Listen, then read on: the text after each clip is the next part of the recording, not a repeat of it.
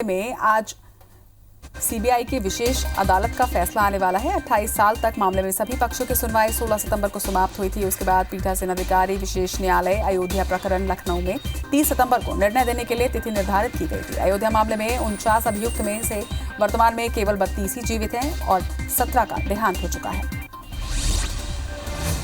केंद्रीय स्वास्थ्य मंत्री हर्षवर्धन ने मंगलवार को कहा कि कोविड-19 के खिलाफ लड़ाई में भारत की स्थिति अन्य देशों से कहीं बेहतर है। उन्होंने देश में महामारी को मात देने वालों की संख्या में लगातार हो रही वृद्धि को रेखांकित किया। कोरोना पर नियंत्रण के लिए हर्षवर्धन ने कहा कि ये सभी संगठनों और देश के नागरिकों के संयुक्त प्रयासों से ही कोरोना पर विजय संभव हो पाएगी।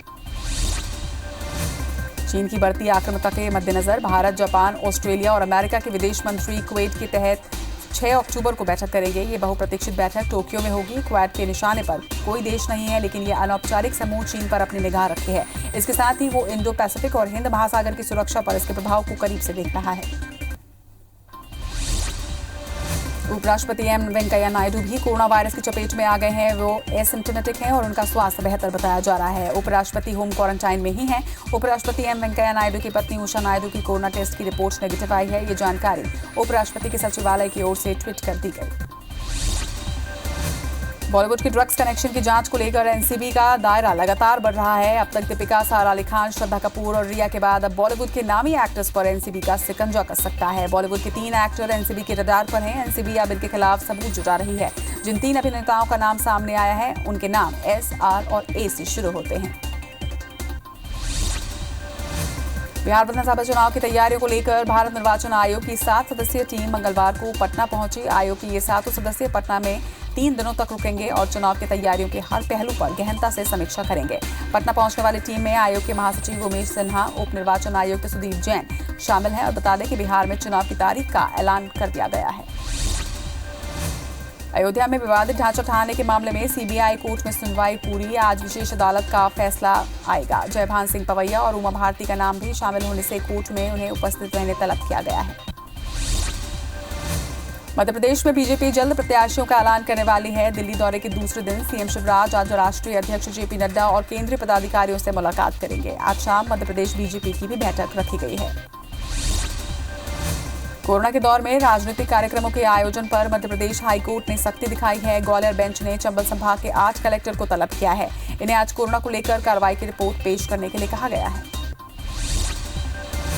मध्य प्रदेश के सतना जिले के सिंहपुर थाने में युवक की मौत के मामले में सियासत अब तेज हो गई है। कांग्रेस विधायक सिद्धार्थ कुशवाहा के घर में मृतक के परिजनों ने पनाह ले रखी है। पिछले 2 दिन से मृतक की लाश लावारिस हालत में पड़ी हुई है।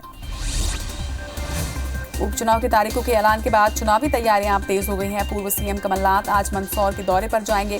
कमलनाथ यहां सेक्टर, मंडल और बूथ लेवल के कांग्रेस पदाधिकारियों और कार्यकर्ताओं के साथ बैठक करेंगे। सीएम भूपेश बघेल ने मंत्रियों और पीसीसी चीफ मोहन मरकाम के साथ मंत्रणा की है। केंद्रीय कृषि कानून के खिलाफ राज्य में लाए जाने वाले कानून के मसौदे पर चर्चा की गई। इधर रायपुर में किसान संगठनों की बैठक रखी गई है। इसमें आंदोलन की रूपरेखा तय की जाएगी। छत्तीसगढ़ में नक्सलियों के खिलाफ रणनीति बनाने केंद्रीय आंतरिक सुरक्षा सलाहकार के विजय कुमार सुकमा पहुंच गए हैं। यहां पहुंचकर उन्होंने भेजी कैंप में जवानों का हौसला बढ़ाया। सीआरपीएफ के डीजी और स्पेशल डीजी नक्सल ऑपरेशन के साथ भी के विजय कुमार ने चर्चा की। छत्तीसगढ़ बीजेपी की नई टीम का ऐलान कर दिया गया है। शिवरतन शर्मा को प्रदेश उपाध्यक्ष बनाया गया है तो पवन साय को महामंत्री का जिम्मा दिया गया है। विशेष आमंत्रित सदस्य में 36 लोगों के अलावा 83 नेताओं को स्थायी सदस्य में जगह मिली है।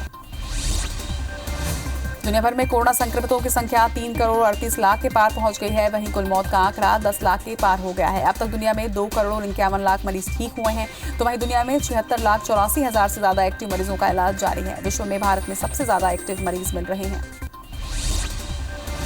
देश में कोरोना संक्रमितों की संख्या 62 लाख 23 हजार के पार पहुंच गई है। देश में अब तक 51 लाख 84 हजार मरीज इलाज से ठीक भी हुए हैं। वहीं कोरोना से अब तक 97 हजार से ज्यादा लोगों की मौत हो गई है। भारत में कोरोना के एक्टिव केस 9 लाख 40 हजार के पार पहुंच गए हैं। वहीं पिछले 24 घंटे में रिकॉर्ड 80 हजार से ज्यादा मरीज सामने आए हैं। मध्य प्रदेश में कोरोना के 1877 नए केस मिलने से संक्रमितों की संख्या अब 1 लाख 26 हजार के पार पहुंच गई है। प्रदेश में एक दिन में 39 मौत का कुल आंकड़ा 2281 पर पहुंच गया है। तो वहीं 2433 मरीज स्वस्थ होने के साथ ही ये आंकड़ा 1 लाख के पार पहुंच गया। अब राज्य में 21,317 एक्टिव मरीजों का इलाज जारी है। हॉटस्पॉट इंदौर में संक्रमितों का आंकड़ा 24,000 हो चुका है। छत्तीसगढ़ में 24 घंटे में कोरोना के 2197 नए मरीज से यह आंकड़ा बढ़कर 1,10,000 पर पहुंच गया है। वहीं प्रदेश में एक्टिव मरीजों की संख्या 31,000 के पार पहुंच चुकी है। राज्य में अब तक 74,514 मरीज डिस्चार्ज हुए हैं, तो वहीं 24 घंटे में 14 मौत का कुल आंकड़ा 916 पर पहुंच गया है। वहीं राजधानी रायपुर में लॉकडाउन में 52% मरीज कम हुए हैं। अयोध्या में विवादित ढांचे मामले में सीबीआई की विशेष अदालत ने फैसला सुना दिया है। जज ने फैसला सुनाते हुए कहा कि ये पूर्व नियोजित घटना नहीं थी। जज ने सभी आरोपियों को बरी कर दिया है। लखनऊ की विशेष अदालत ने 28 साल पुराने मामले में महत्वपूर्ण फैसला देते हुए सभी 32 आरोपियों को कोर्ट ने बरी कर दिया। अयोध्या मामले में सीबीआई की विशेष अदालत ने फैसला सुनाते हुए सभी 32 आरोपियों को बरी कर दिया है। कोर्ट ने लाल कृष्ण आडवाणी, मुरली मनोहर जोशी, महेंद्र नृत्य गोपाल दास, कल्याण सिंह, विनय कटियार पर आरोप सिद्ध नहीं होने से उन्हें बरी कर दिया। विवादित ढांचा विध्वंस को अचानक हुई घटना बताते हुए कोर्ट ने अपना फैसला सुनाया है। अयोध्या में विवादित ढांचा ढाने के मामले में सीबीआई कोर्ट का फैसला आ गया है। इस फैसले से मध्य प्रदेश के बड़े नेताओं में जयभान सिंह पवैया और उमा भारती को भी कोर्ट ने आरोप मुक्त करते हुए बरी कर दिया। फैसले के दौरान उमा भारती वीडियो कॉन्फ्रेंसिंग के जरिए जुड़ी हुई थी। सीबीआई की विशेष अदालत ने सभी 32 आरोपियों को बरी किया है। केंद्रीय स्वास्थ्य मंत्री हर्षवर्धन ने मंगलवार को कहा कि कोविड-19 के खिलाफ लड़ाई में भारत की स्थिति अन्य देशों से कहीं बेहतर है। उन्होंने देश में महामारी को मात देने वालों की संख्या में लगातार हो रही वृद्धि को रेखांकित किया। कोरोना पर नियंत्रण के लिए हर्षवर्धन ने कहा कि ये सभी संगठनों और देश के नागरिकों के संयुक्त प्रयासों से ही कोरोना पर विजय संभव हो पाएगी। चीन की बढ़ती आक्रामकता के मद्देनजर भारत, जापान और ऑस्ट्रेलिया और अमेरिका के विदेश मंत्री क्वेत के तहत 6 अक्टूबर को बैठक करेंगे। ये बहुप्रतीक्षित बैठक टोक्यो में होगी। क्वेत के निशाने पर कोई देश नहीं है, लेकिन ये अनौपचारिक समूह चीन पर अपनी निगाह रखे हुए है। इसके साथ ही वो इंडो पैसिफिक और हिंद महासागर की सुरक्षा पर इसके प्रभाव को करीब से देख रहा है। कोरोना के दौर में राजनीतिक कार्यक्रमों के आयोजन पर मध्य प्रदेश हाईकोर्ट ने सख्ती दिखाई है। ग्वालियर बेंच ने चंबल संभाग के 8 कलेक्टर को तलब किया है। इन्हें आज कोरोना को लेकर कार्रवाई की रिपोर्ट पेश करने के लिए कहा गया है। मध्य प्रदेश में बीजेपी जल्द प्रत्याशियों का ऐलान करने वाली है। दिल्ली दौरे के दूसरे दिन सीएम शिवराज आज राष्ट्रीय अध्यक्ष जेपी नड्डा और केंद्रीय पदाधिकारियों से मुलाकात करेंगे। आज शाम मध्य प्रदेश बीजेपी की भी बैठक रखी गई है। उपचुनाव की तारीखों के ऐलान के बाद चुनावी तैयारी अब तेज हो गई है। पूर्व सीएम कमलनाथ मंदसौर पहुंच गए हैं। कमलनाथ यहां सेक्टर, मंडल और बूथ लेवल के कांग्रेस पदाधिकारियों और कार्यकर्ताओं के साथ बैठक करेंगे। उपचुनाव में भाजपा को हाटपिपलिया से एक बड़ा झटका लगा है। यहां से बीजेपी से 4 बार विधायक रहे तेज सिंह सिंधव ने निर्दलीय प्रत्याशी के रूप में चुनाव लड़ने का ऐलान किया है। पूर्व विधायक ने कहा कि कांग्रेस के विधायकों को भाजपा से टिकट देने के फैसले से आहत हुए हैं। बता दें कि सिंधव समाज के 8,000 मतदाता परिणाम प्रभावित करने की क्षमता रखते हैं। भांडेर में उपचुनाव को लेकर कांग्रेस प्रत्याशी फूल सिंह बरैया ने एक सभा आयोजित की। इसमें कमलेश्वर पटेल ने कहा कि कमलनाथ सरकार ने सभी को 1 रुपए यूनिट के हिसाब से बिजली दी थी, पर शिवराज ने प्रदेश को महंगी बिजली देनी शुरू कर दी है। वहीं बरैया ने कहा कि भाजपा वाले झूठा प्रचार कर रहे हैं और लोगों से कमलनाथ को मुख्यमंत्री बनाने की अपील भी उन्होंने की। मध्य प्रदेश के चुनाव में कांग्रेस अनुसूचित जातियों की उपजातियों का माइक्रो मैनेजमेंट करने की तैयारी में है। कांग्रेस के कार्यकारी अध्यक्ष सुरेंद्र चौधरी का दावा है कि बीजेपी ने कोली, धानुक, जाटव, अहिरवार जैसी दलित जातियों का हाउसिंग बोर्ड, सहकारिता संस्थाओं में आरक्षण खत्म किया है। लिहाजा इनको कांग्रेस बीजेपी के खिलाफ तैयार करेगी। उपचुनाव के लिए उतरे कंप्यूटर बाबा कल देवास के हाटपिपलिया के ग्रामीण क्षेत्रों में पहुंचे। मां नर्मदा और शिप्रा के पावन तट पर कंप्यूटर बाबा ने 200 साधु संत के साथ पूजा पाठ किया। पूजा के बाद बाबा ने लोकतंत्र बचाओ यात्रा की शुरुआत की। संतों के आगमन से कांग्रेस प्रत्याशी राजवीर सिंह बघेल गदगद हो गए। संतों ने अवैध उत्खनन के लिए बीजेपी को जिम्मेदार ठहराया है।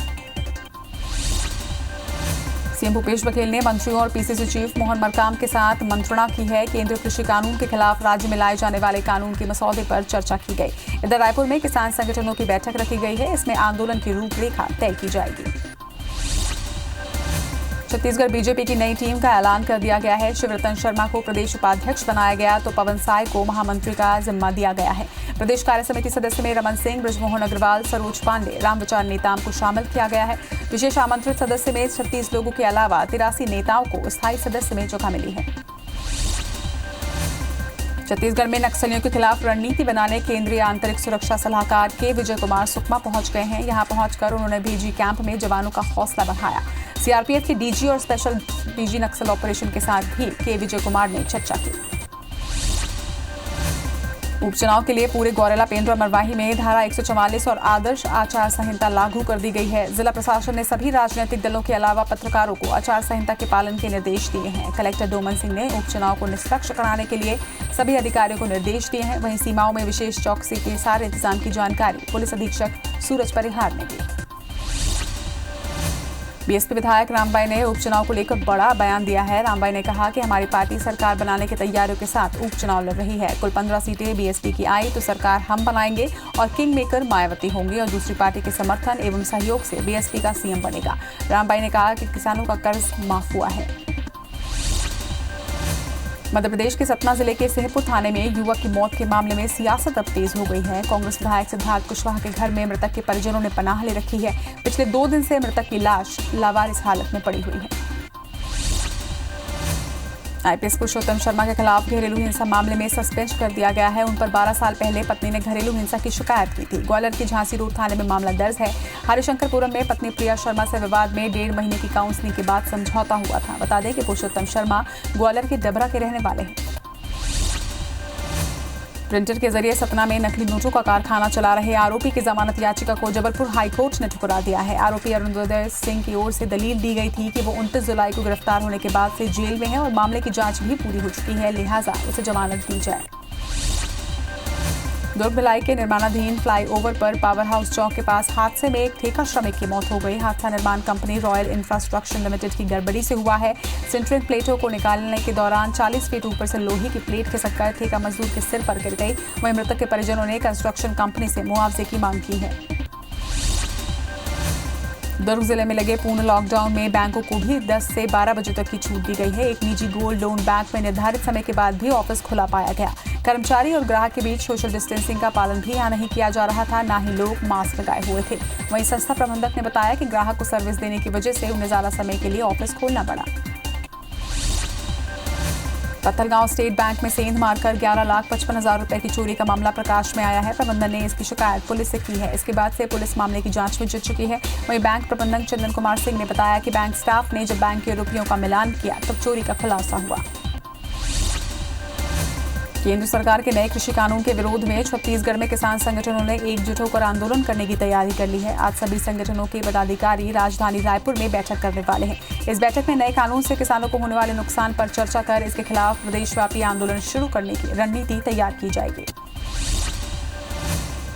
कांकेर में पत्रकारों से मारपीट के मामले में जिला कांग्रेस कमेटी ने जिला महामंत्री को निलंबित कर दिया। जिला अध्यक्ष सुब्रदा सलाम ने यह आदेश जारी किया है। 26 सितंबर को पत्रकार सतीश यादव से मारपीट के मामले में सभी पत्रकार थाने पहुंचे थे।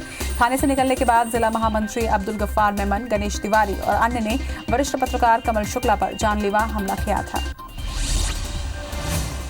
बॉलीवुड के ड्रग्स कनेक्शन की जांच को लेकर एनसीबी का दायरा अब लगातार बढ़ता जा रहा है। अब तक दीपिका, सारा अली खान, श्रद्धा कपूर और रिया के बाद अब बॉलीवुड के नामी एक्टर्स पर एनसीबी का सिकंजा कस सकता है।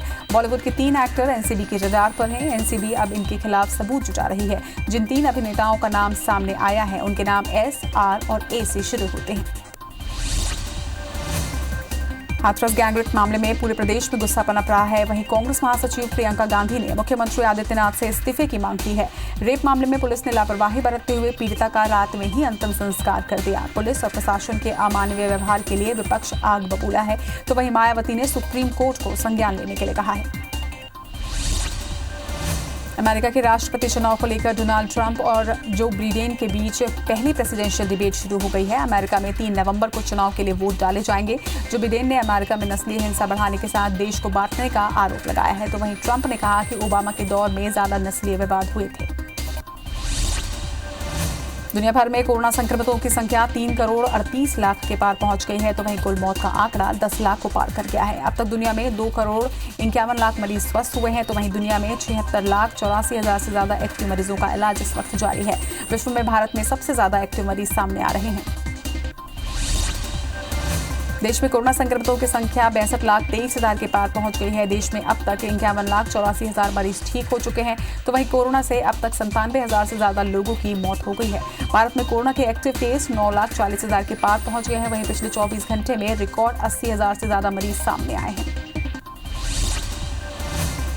मध्य प्रदेश में कोरोना के 1877 नए केस मिलने से संक्रमितों का आंकड़ा अब यहां बढ़ गया है। आंकड़ा अब 1,26,000 को पार कर गया है। प्रदेश में एक दिन में 39 मौत से अब मौत का कुल आंकड़ा 2281 पर पहुंच गया है, तो वहीं 2,433 मरीज स्वस्थ होने के साथ ही ये आंकड़ा 1 लाख को पार पहुंच चुका है। अभी राज्य में 21,317 एक्टिव मरीजों का इलाज जारी है। हॉटस्पॉट इंदौर में संक्रमितों का आंकड़ा 24,000 पहुंच चुका है। इंदौर में कोरोना के 482 नए मरीज मिलने से कुल आंकड़ा 24,000 को पार कर गया है। वहीं कोरोना से 7 और मरीजों की मौत से अब तक 565 मरीजों की मौत हो चुकी है।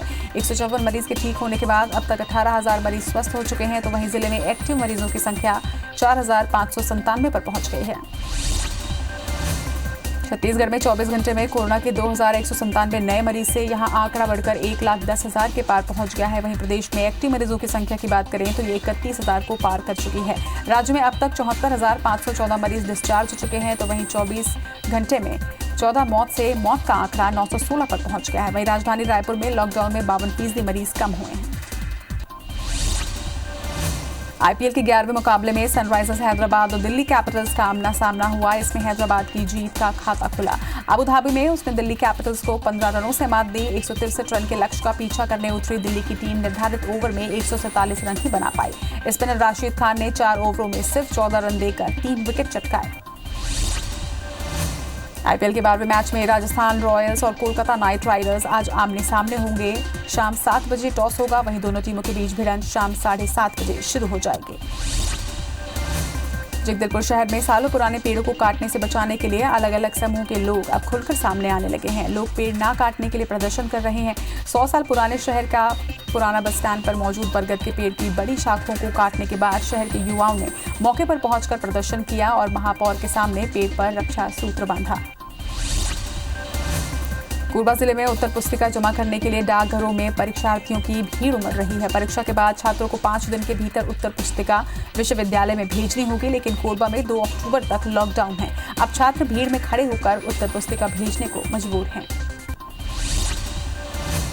दुर्मी नगर पंचायत के एल्डरमैन पर सरकारी जमीन पर कब्जा का आरोप लगा है। वार्ड क्रमांक 10 के पार्षद ने रहवासियों के साथ मिलकर तहसीलदार को ज्ञापन सौंपा है। पार्षद धनसु राजपूत ने आरोप लगाया है कि एल्डरमैन पालेश्वर राजपूत और उसका साथी दुर्गा मंच के लिए प्रस्तावित जमीन पर बाउंड्री वॉल खड़ा कर रहे हैं। एमपी के अनूपपुर और मरवाही के उपचुनावों के मद्देनजर निर्वाचन आयोग के निर्देश के चलते अमरकंटक में अंतर्राज्यीय बैठक का आयोजन किया गया। बैठक में अंतर्राज्यीय सीमा पर किसी भी तरह की अवैध राशि या सामग्री के परिवहन पर नियंत्रण के लिए चौकसी बरतने के निर्देश दिए गए हैं। मरवाही उपचुनाव में कोरोना संक्रमण को देखते हुए यहां 49 नए मतदान केंद्र बनाए जाएंगे। निर्वाचन आयोग की गाइडलाइन के अनुसार जिन मतदान केंद्रों में 1000 से अधिक मतदाता हैं, वहां उसी परिसर के आसपास ही नए मतदान केंद्र बनाए जाने का प्रावधान किया गया है। मतदान केंद्रों में सैनिटाइजर, मास्क, फेस शील्ड या पीपीई किट की भी व्यवस्था की जाएगी। पत्थलगांव के स्टेट बैंक शाखा में चोरों ने चोरी का असफल प्रयास किया। सेंध मारकर चोर बैंक के अंदर घुसे और लॉकर तोड़ने का असफल प्रयास भी किया। वहीं पुलिस की टीम फुटेज खंगालने में जुट चुकी है। पुलिस ने राजिम में 3 क्विंटल गांजा के साथ 2 लोगों को गिरफ्तार किया है। जब्त गांजे की कीमत 30 लाख रुपए आंकी गई है। दोनों आरोपी गांजे को पिकअप वाहन में छिपाकर ओडिशा से रायपुर ला रहे थे। चेकिंग के दौरान पुलिस को सफलता मिली। धमतरी के मगरलोड थाना अंतर्गत एक कलयुगी बेटे ने अपने पिता को फावड़े से हमला कर मौत की घाट उतार दिया। पुलिस ने आरोपी को गिरफ्तार कर लिया है। वहीं पुलिस की माने तो आरोपी की मानसिक स्थिति थोड़ी खराब है। फिलहाल पुलिस मामला दर्ज कर आगे की कार्रवाई में जुट गई है। कबीरधाम जिले के 16 पंचायतों में पीएम आवास में गड़बड़ी का मामला सही पाया गया। जांच के बाद जिला पंचायत सीईओ को 331 प्रधानमंत्री आवास निर्माण में गड़बड़ी मिली है। अब सीईओ ने मामले में 78 लोगों के खिलाफ मामला दर्ज करने के लिए पत्र लिखा है। वहीं अगर समय पर निर्माण कार्य पूरा नहीं कराया जाता तो आगे सख्त कार्रवाई करने की बात भी उन्होंने कही। कोरोना के चलते मूर्तिकारों की माली हालत खराब हो गई है। इस बार बंगाल से कोरबा आकर मूर्ति का निर्माण करने वाले मूर्तिकार मायूस हैं, जिसके चलते मूर्तिकारों ने एडवांस जमा कराने के बाद ही मूर्ति बनाने का निर्णय लिया है। बता दें कि गणेश उत्सव में ऑर्डर नहीं मिलने से मूर्तिकारों को भारी नुकसान हुआ था। रायगढ़ नगर निगम ने कलेक्ट्रेट, जिला न्यायालय सहित सरकारी दफ्तरों को जोड़ने वाले चक्रपथ की ऊंचाई बढ़ाने का फैसला किया है। इसके साथ ही चक्रपथ के किनारे रिटेनिंग वॉल भी बनाए जाएंगे। बता दें कि निगम ने यह फैसला बारिश में हर साल चक्रपथ डूबने और सरकारी दफ्तरों की शहर से संपर्क टूटने की समस्या को देखते हुए लिया। कोरिया जिले में खांडा जलाशय के फूट जाने से हुए फसल नुकसान के आकलन का काम राजस्व विभाग ने पूरा कर लिया है, जिसके बाद शासन ने जलाशय के फूटने से प्रभावित खांडा, खोडरी और कसरा के 68 किसानों को 4,26,202 रुपए की सहायता राशि उनके खाते में भेज दी है। वहीं किसानों ने मुआवजे को कम बताया। कवर्धा में पिपरिया पुलिस ने 6 दिन पुराने अपहरण के मामले में 2 आरोपियों को गिरफ्तार किया है। इनमें एक नाबालिग भी शामिल बताया जा रहा है। आरोपी के खिलाफ अपहरण का मामला दर्ज कर मामले की जांच की जा रही है। बता दें कि आरोपियों ने खैरजिटी निवासी कृपाराम साहू के 8 साल के बेटे के अपहरण के लिए 5 लाख की फिरौती मांगी थी। प्रदेश में खाद्य एवं औषधि विभाग में गड़बड़ी सामने आई है। कार्यकाल खत्म होने के बाद भी अधिकारी जांच सैंपल के साथ साथ लाइसेंस जारी करने का काम कर रहे हैं। अंबिकापुर के पार्षद आलोक दुबे ने पीएम, सीएम और स्वास्थ्य मंत्री से लेकर अधिकारियों तक शिकायत की है। मामले में जिम्मेदार कार्रवाई की बात कह रहे हैं।